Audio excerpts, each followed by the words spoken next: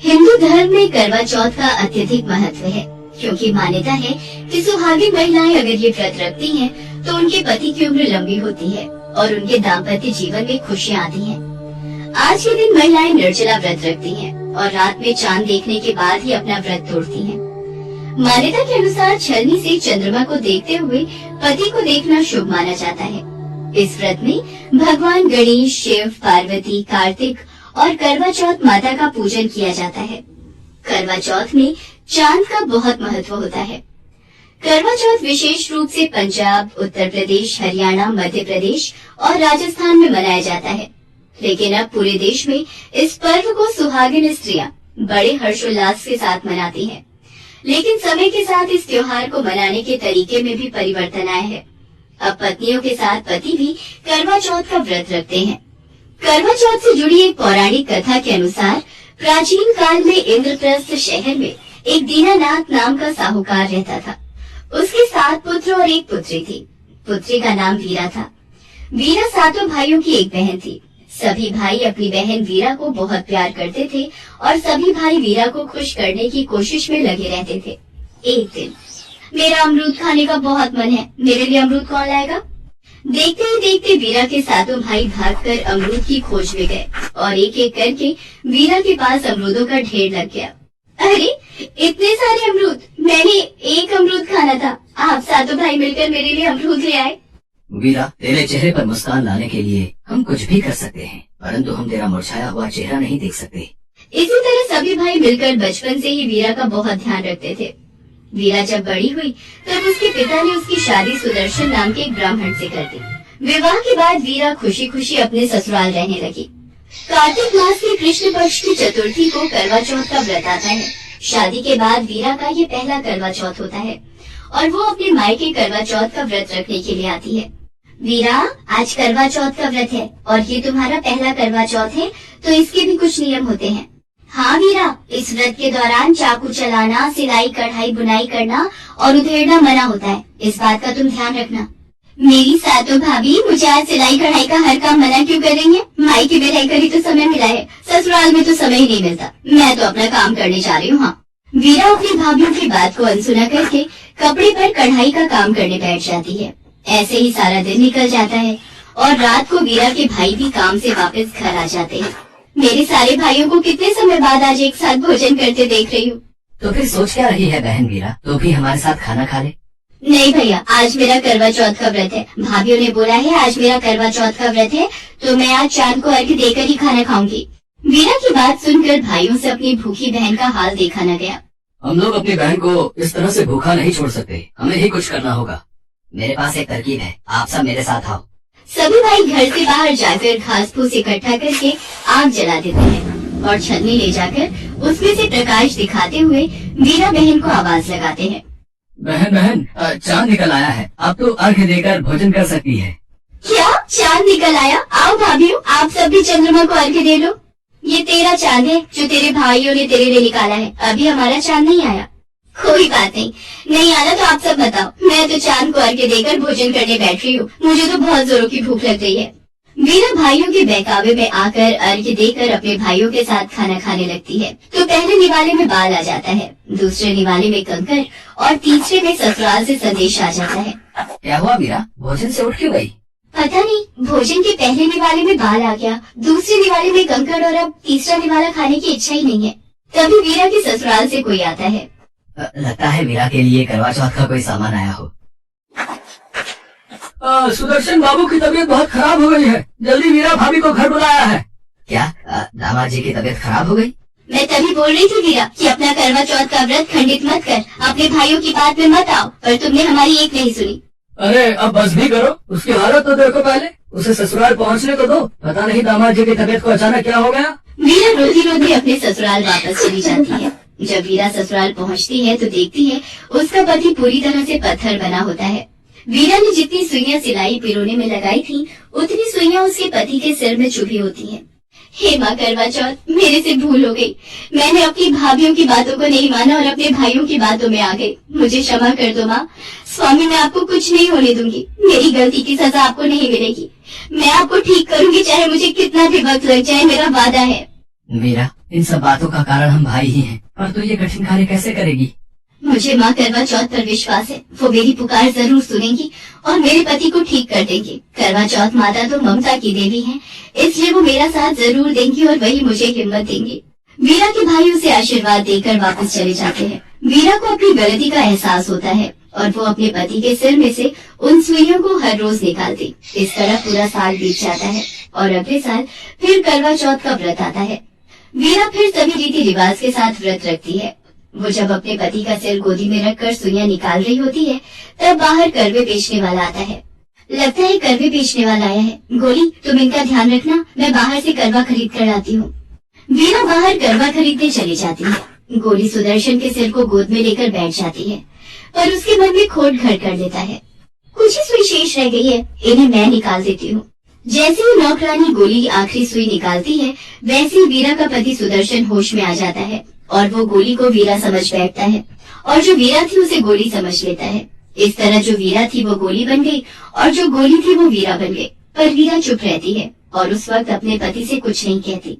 मेरे पति ठीक हो गए, मुझे और कुछ भी नहीं चाहिए। कोई बात नहीं, अगर वे मुझे भूल गए हैं, एक दिन इनको सब कुछ याद आ जाएगा, ये मेरा विश्वास है। और गोली का झूठ सामने आ जाएगा। यदि मैंने इस वक्त इन्हें कुछ कहा तो इनकी तबीयत और न खराब हो जाए। मुझे चुप रहना होगा।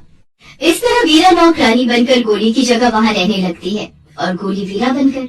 एक दिन सुदर्शन को किसी काम से बाहर जाना पड़ता है, तो वो गोली जो कि वीरा बनी थी उसे पूछता है, वीरा, तुम्हारे लिए क्या लाऊं?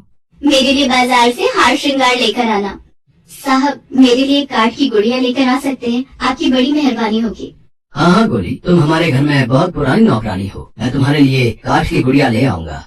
इस तरह सुदर्शन जब बाहर जाता है तो बाजार से एक गुड़िया और हार श्रृंगार का सामान लेकर आता है और दोनों को दे देता है। इस तरह वीरा जो कि गोली बनी होती है, वो हर रोज अपने कमरे में काठ की गुड़िया से बातें करती थी। जो वीरा थी वो गोली बन गई और जो गोली थी वो वीरा बन गई। गोली, ये तुम रोजाना क्या बोलती रहती हो? नहीं साहब, मैं तो बस ऐसे ही। यदि तुम मुझे सच नहीं बताओगे कि तुम्हारे मन में क्या चल रहा है, तो तुम मेरी तलवार की धार जानती हो। नहीं नहीं, आप क्रोधित मत होइए। क्रोध में आना आपकी सेहत के लिए हानिकारक है। मैं आपको सब सच बताती हूँ। वीरा जो कि गोली बनी होती है, वो सुदर्शन को सारी सच्चाई बता देती है। तब सुदर्शन को भी सारा कुछ याद आ जाता है। फिर सुदर्शन गोली जो कि रानी बनी होती है, उसे घर से बाहर निकाल देता है। वीरा को अपने पति के लिए अटूट प्रेम का फल प्राप्त हो जाता है और उस दिन के बाद से वीरा हर वर्ष पूरे विधि विधान से करवा चौथ का व्रत रखती है। भाई भाभीयों के आशीर्वाद से और माँ करवा चौथ की कृपा से वीरा अपने पति सुदर्शन के साथ फिर से खुशी खुशी सुखमय जीवन यापन करने लगती है। अब मैं आपको करवा चौथ की व्रत कथा सुनाऊंगी। कथा सुनने से पहले आप सभी महिलाएं अपने हाथ में 13 गेहूं के दाने ले लो। एक साहूकार के 7 बेटे और एक बेटी थी। एक बार कार्तिक मास की कृष्ण पक्ष की चतुर्थी तिथि को साहूकार की पत्नी, उसकी सातों बहू सहित उसकी बेटी ने करवा चौथ का व्रत रखा। जब साहूकार के बेटे खाना खाने को बैठे तो उन्होंने अपनी बहन को भी खाना खाने के लिए कहा। बहन बोली, भैया अभी चांद नहीं निकला है, चांद निकलेगा तो उसे अर्घ्य देकर फिर मैं भोजन करूंगी। साहूकार के बेटों को अपनी बहन से बहुत प्यार था, इसलिए वो अपनी बहन को भूखा नहीं देख पाए। उन्होंने पास की एक पहाड़ी पर दीपक जलाकर चलनी की ओट में रख दिया और बहन से कहा कि चांद निकल आया है, तुम अर्घ्य देकर भोजन कर लो। तब साहूकार की बेटी ने अपनी भाभियों से कहा कि भाभी देखो चांद निकल आया है, आप भी अर्घ्य देकर भोजन कर लो। यह सुनकर उसकी भाभी बोली, भाई साहब ये तो आपका चांद निकला है, हमारा चांद आने में अभी समय है। भूख से व्याकुल बहन चांद को अर्घ्य देकर भोजन करने बैठ गई। जैसे ही पहला निवाला खाया तो उसे छींक आ गई। दूसरा निवाला खाते ही उसमें बाल निकल आया। तीसरा निवाला मुंह में लेने ही वाली थी कि उसके ससुराल से बुलावा आ गया, पति बीमार है, जिस भी हालत में हो तुरंत ससुराल पहुंच जाओ। माँ ने उससे कहा, बेटी रास्ते में जो भी छोटा या बड़ा मिले उसके पैर छूते जाना और जो भी तुम्हें सदा सुहागन होने का आशीर्वाद दे वहीं पर अपने पल्लू पर गांठ बांध लेना। बेटी ने हामी भरी और अपने ससुराल चल दी और रास्ते में जो भी मिला वह उनके पाँव छूती रही। सबने सुखी रहो, पीहर का सुख देखो ऐसा आशीर्वाद दिया। चलते चलते जब वो ससुराल पहुंच गई तो देखा कि दरवाजे पर छोटी ननद खेल रही थी। उसने छोटी ननद के पाँव छुए तो ननद ने आशीर्वाद दिया, सदा सौभाग्यवती रहो, पुत्रवती हो। यह सुनने पर उसने अपने पल्ले पर गांठ बांध ली। जब घर के अंदर गई तो देखा उसका पति मरा पड़ा है और उसे शमशान ले जाने की तैयारी हो रही है। वो बहुत रोई और बहुत चिल्लाई। जैसे ही उसके पति को ले जाने लगे तो बोली, मैं इन्हें नहीं ले जाने दूंगी। जब किसी ने उसकी बात नहीं मानी तो बोली, मैं भी उनके साथ जाऊंगी। जब वो नहीं मानी तो लोग बोले, ले चलो। वो भी पति के साथ शमशान चली गई। जब उसके पति का अंतिम संस्कार होने लगा तो बोली, मैं इन्हें जलाने नहीं दूंगी। लोग बोले, पहले तो अपने पति को खा गई और अब उसकी मिट्टी भी खराब कर रही है। उसने किसी का कहा नहीं माना और अपने पति को लेकर बैठ गई। गांव वालों और परिवार वालों ने ये फैसला किया कि रहने दो इसको यहीं पर, इसके लिए एक झोपड़ी बनवा दो। वो वहीं पर अपने पति को लेकर रहने लगी। अपने पति की साफ सफाई करती और उसके पास बैठी रहती। उसकी छोटी ननद दिन में 2 बार खाना दे जाती। वो हर चौथ का व्रत करती और चांद को अर्घ्य देती। जब चौथ माता ये कहती हुई आती, करवो ले भाइयों की प्यारी करवो ले, घड़ी बुखारी करवो ले।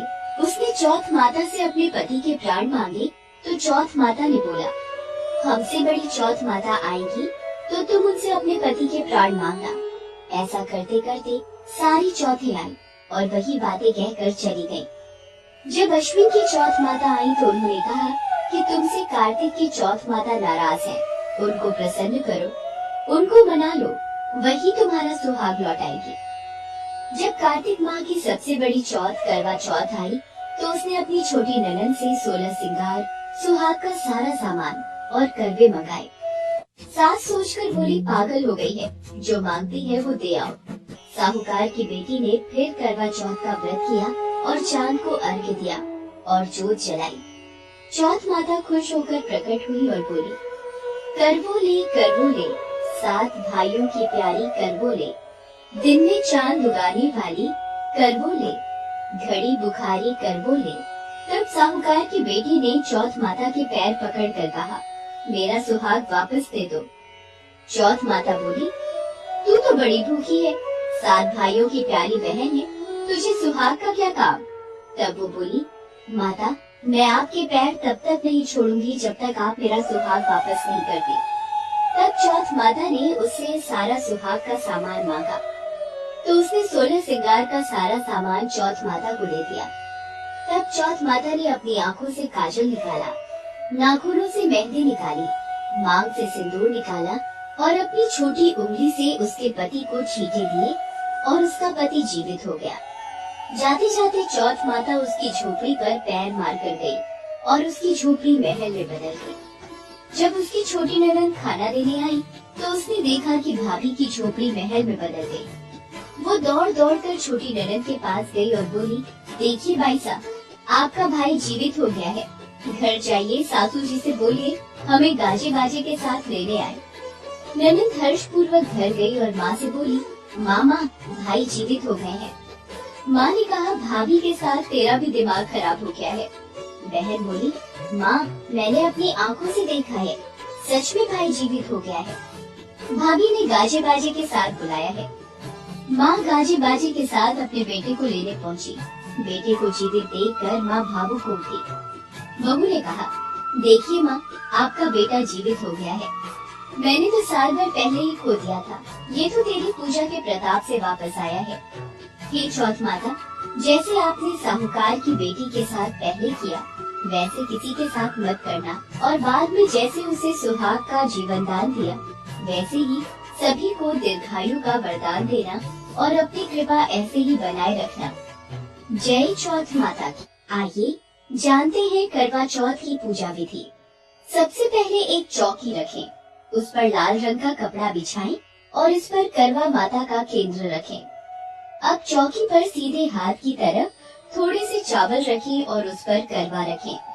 करवे में जल भरकर उसे ढक्कन से ढकें और उसके ऊपर थोड़ी चीनी रख दें। अब इसके ऊपर घी का दिया प्रज्वलित करें। इसके बाद करवा माता का तिलक करें और करवे पर भी तिलक करें। अब एक और लोटे में जल भरकर एक तरफ रखें। इसी जल से हम सूर्य को अर्घ्य देंगे और पहले करवे के जल से चंद्रमा को अर्घ्य देंगे। अब करवा माता पर पुष्प या पुष्प का हार, फल, मिष्ठान अर्पित करें। अब आप एक थाली तैयार करें जिसमें सास के लिए साड़ी, सुहाग का सामान आदि रखें। अब करवा माता की कथा पढ़कर गणेश जी की आरती और माँ लक्ष्मी जी की आरती करें। पूजा पूरी होने पर लोटे में रखे जल से सूर्य को अर्घ्य देना है और इसके बाद महिलाएं एक गिलास पानी, चाय, दूध इत्यादि पी लेती हैं। ये पूजा महिलाएं दोपहर के समय कर लेती हैं। पूजा करने के पश्चात शाम को चांद निकलने की प्रतीक्षा करती हैं। आज चांद निकलने पर चांद की पूजा और अर्घ्य देकर अपने पति के पैर छूकर आशीर्वाद लेती हैं और पति के हाथों से ही अन्न ग्रहण करती हैं। और इस प्रकार करवा माता की पूजा संपन्न हुई।